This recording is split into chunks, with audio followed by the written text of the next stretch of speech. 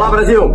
Aqui é o senador Marcos Duval. Hoje, dia 10 de fevereiro, segunda-feira, 10 de fevereiro de 2025, eu tenho uma grave denúncia para passar para vocês referente ao OEA que está no Brasil. Simplesmente é o lobo travestido de cordeiro. Vocês vão entender o porquê. E outra questão, aquele vídeo onde eu estava denunciando as manipulações das eleições junto com a USAID, Tribunal Superior Eleitoral, foi tirado do ar ontem mesmo. Passou de quase 1,5 milhões de visualizações e saiu fora do ar. Tá aí para vocês verem, por uma decisão, por um mandato judicial. Então não acabou censura. Isso foi só um gostinho para vocês caírem no encantamento lobo travestido de cordeiro. Vejam aí as denúncias que eu estou fazendo. Estamos diante de um grave conflito de interesse que ameaça a integridade das instituições internacionais, especificamente a OEA, e o equilíbrio de poder dentro dessa organização. O juiz indicado pelo Brasil, de nome Rodrigo Mudrovich, atual vice-presidente da Corte Interamericana de Direitos Humanos, que é esse conselho que está aqui no Brasil, simplesmente uma figura controversa, com uma trajetória jurídica diretamente ligada, nada mais, nada menos, com quem? O ministro Gilmar Mendes, de quem ele foi advogado em processos muito relevantes, orientando até inclusive no próprio mestrado.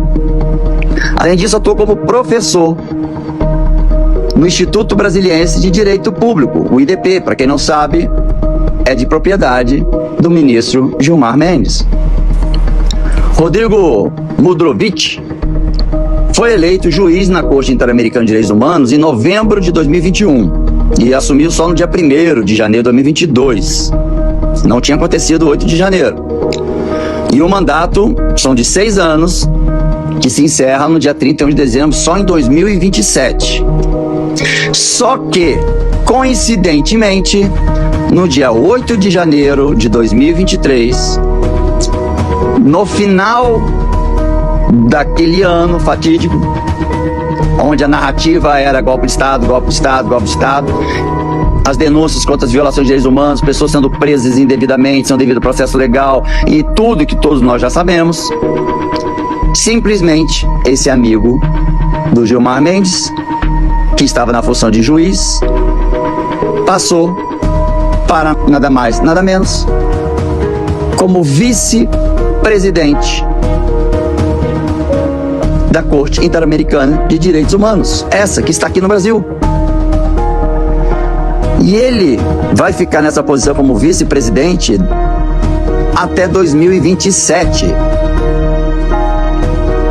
Então, prestem atenção e tenham cuidado. Isso reflete um movimento estratégico do inimigo, ampliando a sua influência em decisões sensíveis, especialmente no contexto político-jurídico que está acontecendo no Brasil. Então, o atual vice-presidente Mudrovich, amigo pessoal de Gilmar Mendes, entre aspas, se destacou recentemente até na defesa de grandes alvos da Operação Lava Jato. Escutem, Operação Lava Jato, como exemplo, ele defendeu o empresário Eike Batista. E também representou um outro caso polêmico, a Associação Brasileira dos Produtores de Soja, a AproSoja, em processos relacionados ao marco temporal para a demarcação, das terras indígenas. A AproSoja, a maior organização de agricultores de soja, atua como um amicus curiae, acho que em latim significa amigo da corte, termo que significa a pessoa que auxilia o tribunal com informações relevantes e estratégicas para a tomada de decisões, nesse caso, do marco temporal. Então utiliza a sua influência para subsidiar decisões judiciais que afetam diretamente os interesses do agronegócio. Não é só isso. Foi revelado que o ministro Gilmar Mendes também é sócio da GMF Agropecuária, uma empresa familiar da sua família, que tem como a sua atividade principal o cultivo de soja, conforme está registrado na Receita Federal. Essa conexão direta entre ministro e o vice-presidente da Comissão Interamericana de Direitos Humanos, Rodrigo Modrovic, e os interesses do agronegócio não só compromete a confiança pública, mas também levanta uma série de dúvidas sobre a imparcialidade nas decisões judiciais que impactam milhares de vidas, especialmente na nossa comunidade indígena. Mas vamos avançar. Só para vocês terem uma ideia, o marco temporal, o presidente Lula, acatando a decisão do STF, é que o marco temporal, o STF julgou como inconstitucional. E o presidente Lula acatou a decisão do STF e vetou integralmente o projeto que tramitou lá no Congresso Nacional. No entanto, posteriormente, graças ao Congresso, representante do povo, derrubou o veto presidencial e promulgou a lei, que é a Lei 14.701 de 2023. Instituindo então o marco temporal como norma válida, desafiando a decisão do STF. Bom, essa reviravolta do cenário político demonstra claramente a complexidade da questão, mas também a falta de consenso entre os poderes e o impacto direto sobre a comunidade indígena e do agronegócio. Bora destacar outro ponto de alta gravidade do atual momento no Brasil, onde a sociedade brasileira está sendo iludida com as falsas promessas de que a OEA está no Brasil para investigar os atos contra violações de direitos humanos, crimes contra a humanidade, perseguições políticas, a censura, como eu, podem estar sendo colocados em uma posição vulnerável a apresentar denúncias à OEA. Está em reuniões onde vai ser apresentado documentos estratégicos, documentos que ainda não foram apresentados, e eles vão usar para se blindar e para blindar o STF. Simplesmente é evidente o conflito de interesse. Esse movimento ocorre sem o apoio dos Estados Unidos. Entendam, o Trump, o Elon Musk, Marco Rubio não estão envolvidos com a OEA, se afastaram da OEA, deixaram de mandar recursos para a OEA.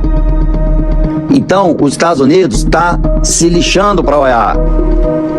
E quem está ocupando esse vácuo de conduzir a OEA para o que quer? O STF. Então, gente, estamos testemunhando a consolidação de um outro sistema de proteção e influência dentro da própria estrutura de justiça e do órgão internacional, OEA.